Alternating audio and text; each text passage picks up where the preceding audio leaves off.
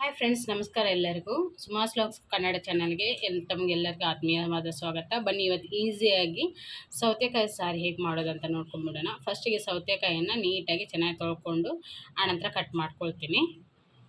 ಇದನ್ನು ತೊಳ್ಕೊಂಡು ಆದ ನಂತರ ಇದ್ರ ಮೇಲ್ಗಡೆ ಇರೋ ಸಿಪ್ಪೆನೆಲ್ಲ ನೀಟಾಗಿ ತೆಕ್ಕೊಂಡ್ಬಿಡ್ತೀನಿ. ಈಗ ನೀಟಾಗಿ ಎಲ್ಲ ಸಿಪ್ಪೆನ ತೆಗಿಬೇಕು. ಮಾಡ್ಕೊಳ್ಳೋಣ.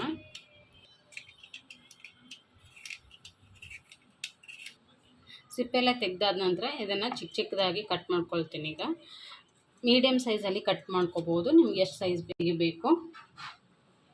ಇದರಲ್ಲಿ ಇದೇನು ಬೀಜ ಉಂಟಲ್ಲ ಇದನ್ನೆಲ್ಲ ಸಪ್ರೇಟಾಗಿ ಒಂದು ಪ್ಲೇಟಿಗೆ ತೆಗೆದಿಟ್ಕೊಂಡ್ಬಿಡಿ. ಈ ಥರ ಮೀಡಿಯಮ್ ಸೈಜಾಗಿ ಕಟ್ ಮಾಡ್ಕೊಳ್ಳಿ. ನಿಮಗೆ ಚಿಕ್ಕದಾಗಿ ಬೇಕಾದರೆ ಕಟ್ ಮಾಡ್ಕೋಬೋದು. ಇದಕ್ಕೆ ಹೆಸರುಬೇಳೆ ಹಾಕಿ ಕೂಡ ಮಾಡ್ಬೋದು. ಇವತ್ತು ನಾನು ಸಿಂಪಲ್ಲಾಗಿ ಖಾಲಿ ತೆಂಗಿನಕಾಯಿ ಆಣಂತೆ ಇದನ್ನು ಕೂಡ ಅದರೊಟ್ಟಿಗೆ ಕುದಿಸಿ ತೆಂಗಿನಕಾಯಿ ಹಾಕಿ ಮಾಡ್ತಾರೆ. ಇವತ್ತು ನನ್ನ ಹತ್ರ ಹೆಸರುಬೇಳೆ ಇಲ್ಲ, ಇನ್ನೊಂದು ಸಲ ಅದನ್ನು ಹೆಸರುಬೇಳೆ ಹಾಕಿ ಮಾಡೋದನ್ನು ತೋರಿಸ್ತೀನಿ. ಇವಾಗ ಮಾತ್ರ ಖಾಲಿ ತೆಂಗಿನಕಾಯಿ ಹಾಕಿ ಹೇಗೆ ಮಾಡೋದಂತ ತೋರಿಸ್ತೀನಿ. ನಾನು ಹೇಗೆ ಮನೇಲಿ ಸಿಂಪಲಾಗಿ ಮಾಡ್ತೀನೋ ಅದೇ ಥರ ತೋರಿಸ್ತಾ ಇದ್ದೀನಿ. ಕಟ್ ಮಾಡ್ಕೊಂಡಾಯಿತು. ಇದಕ್ಕೇ ಈಗ ಸ್ವಲ್ಪ ಬಿಸಿನೀರು ಗ್ಯಾಸ್ ಮೇಲೆ ಸ್ವಲ್ಪ ಸೌತೆಕಾಯನ್ನು ಸೇರಿಸ್ಕೊಂಡು ಬಿಡ್ತೀನಿ. ಸೌತೆಕಾಯಿ ನೀರು ಕುದಿಯೋಷ್ಟರಲ್ಲಿ ಮಸಾಲೆಗೆ ಏನೇನು ಬೇಕಂತ ಒಂದೆರಡು ಟೊಮೆಟೊ ತೊಗೊಂಡಿದ್ದೀನಿ, ಹಾಗೆಯೇ ಒಂದೆರಡು ಈರುಳ್ಳಿ ತೊಗೊಂಡಿದ್ದೀನಿ, ಹಾಗೆಯೇ ಸ್ವಲ್ಪ ಒಣಮೆಣಸು ತೊಗೊಂಡಿದ್ದೀನಿ. ಇದನ್ನೆಲ್ಲ ಕಟ್ ಮಾಡಿಕೊಂಡು ಫ್ರೈ ಮಾಡ್ಕೋಬೇಕು. ಈಗ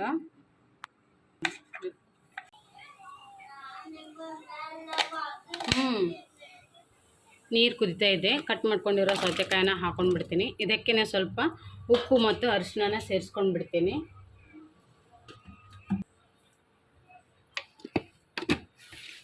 ಅರಿಶಿನ ಹಾಕ್ತೀನಿ, ಮುಚ್ಚಿ ಬೇಯಿಸ್ಕೊಂಡು ಬಿಡೋಣ. ಈಗ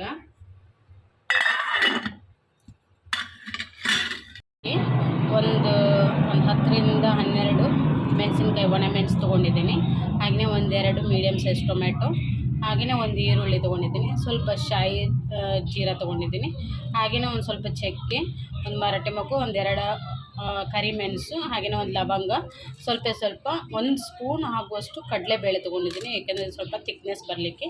ಹಾಗೆಯೇ ಒಂದು ತೆಂಗಿನಕಾಯಿ, ಹಸಿ ತೆಂಗಿನಕಾಯಿನ ತೊಗೊಂಡಿದ್ದೀನಿ ಕೂಡ ಒಗ್ಗರಣೆಗೆ ಹಾಕ್ಕೊಳ್ತೀನಿ. ಇದನ್ನೀಗ ಫಸ್ಟಿಗೆ ಫುಲ್ ಎಣ್ಣೆಯಲ್ಲಿ ಹಾಕಿ ಫ್ರೈ ಮಾಡ್ಕೋಬೇಕು.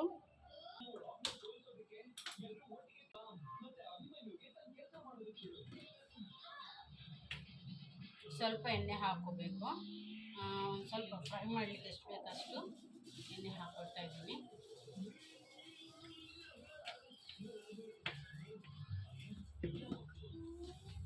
ಈರುಳ್ಳಿ ಹಾಕ್ಕೋಬೇಕು ಫಸ್ಟಿಗೆ.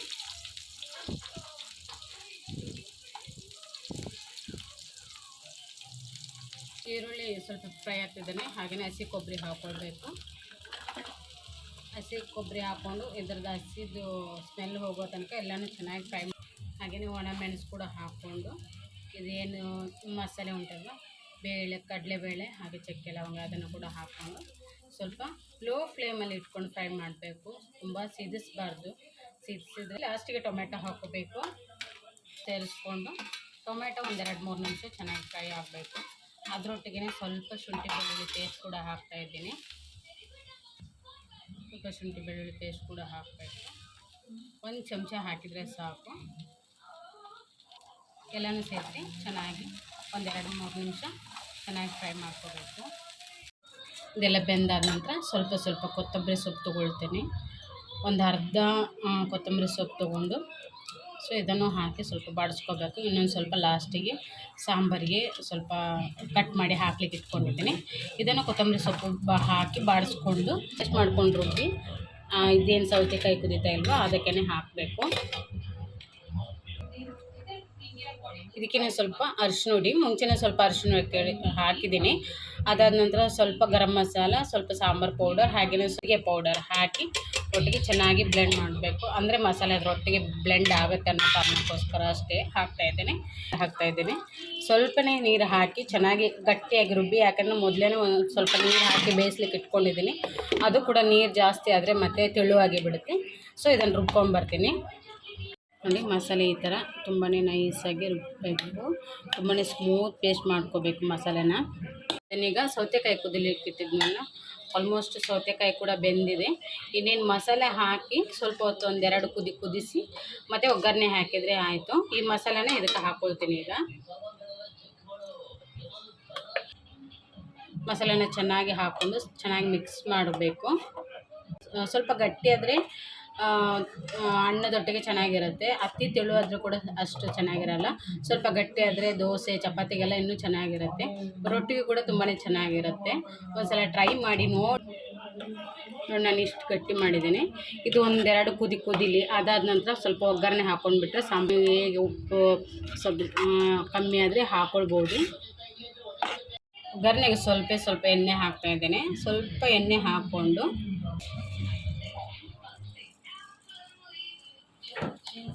ಜೀರಿಗೆ ಮತ್ತು ಸಾಸಿವೆನ ಅದು ಸಿಡಿತಾ ಇದ್ದಾಗೇ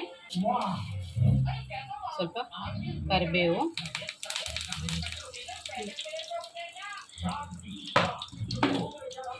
ಆನಂತರ ಒಂದೆರಡು ಒಣಮೆಣಸು, ಆನಂತರ ಒಂದೆರಡು ಹಸಿಮೆಣಸು ಹಾಕ್ಕೊಂಡು ಒಂದು ಸ್ವಲ್ಪ ಹಿಂಗನ್ನ ಹಾಕ್ಕೊಳ್ತಾ ಇದ್ದೀನಿ.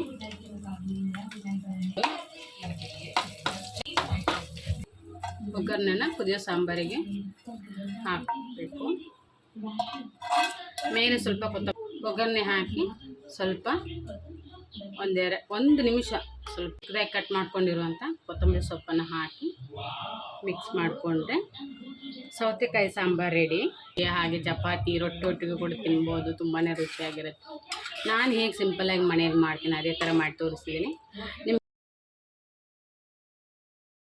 ಬಿಸಿ ಅನ್ನ, ಹಾಗೆಯೇ ಈ ಸೌತೆಕಾಯಿ ಬಿಸಿ ಅನ್ನ, ಈ ಸೌತೆಕಾಯಿ ಸಾಂಬಾರು ಇದ್ದರೆ ಎಷ್ಟು ಚೆನ್ನಾಗಿರುತ್ತೆ ಅಲ್ವಾ.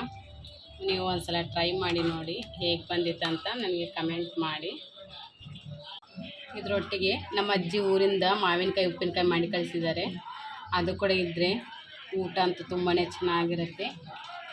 ನೀವು ಒಂದ್ಸಲ ಟ್ರೈ ಮಾಡಿ ಹೇಗಿತ್ತಂತ ಒಂದ್ಸಲ ಕಮೆಂಟ್ ಮಾಡಿ. ಹಾಗೆಯೇ ಈ ರೆಸಿಪಿ ಇಷ್ಟ ಆದರೆ ಪ್ಲೀಸ್ ಒಂದು ಲೈಕ್ ಕೊಟ್ಟು ಸಬ್ಸ್ಕ್ರೈಬ್ ಮಾಡಿ.